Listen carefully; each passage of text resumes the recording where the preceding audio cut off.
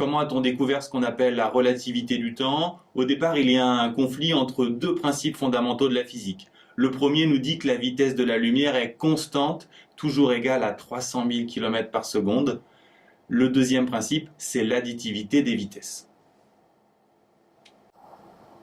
Pour comprendre ce principe d'additivité des vitesses, imaginez que vous roulez à 100 km/h et que vous êtes suivi par une voiture qui roule à 120.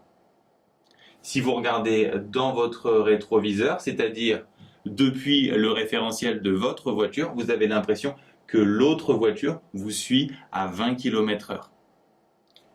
Par contre, si vous roulez dans la direction opposée à l'autre voiture, vous allez cette fois avoir l'impression qu'elle arrive vers vous à 220 km/h. C'est ça l'additivité des vitesses. Einstein, à l'adolescence, se demandait ce qui se passerait si on pouvait foncer vers un rayon de lumière à 200 000 km par seconde. Est-ce qu'on verrait le rayon arriver à 300 000 km par seconde comme le veut le premier principe, ou alors, en appliquant le principe d'additivité des vitesses, on le verrait arriver à 500 000 km par seconde. Mais alors, le premier principe serait bafoué. Difficile d'imaginer à l'époque une expérience avec un vaisseau spatial, on vient tout juste d'inventer les premiers avions, mais Michelson réalise une expérience qui va permettre de trancher la question. Il pense à utiliser un vaisseau spatial qu'on a tous juste sous notre nez, la Terre qui tourne autour du Soleil à 30 km par seconde. Donc si on mesure la vitesse d'un rayon qui s'approche de la Terre à 300 000 km par seconde, si le principe d'additivité est respecté, on doit mesurer une vitesse de 300 000 km par seconde plus 30 km par seconde. Alors que s'il vient dans l'autre sens, on doit mesurer une vitesse de 300 000 km par seconde moins 30 km par seconde. Mais Michelson a beau faire et refaire son expérience, il trouve dans toutes les directions 300 000 km par seconde.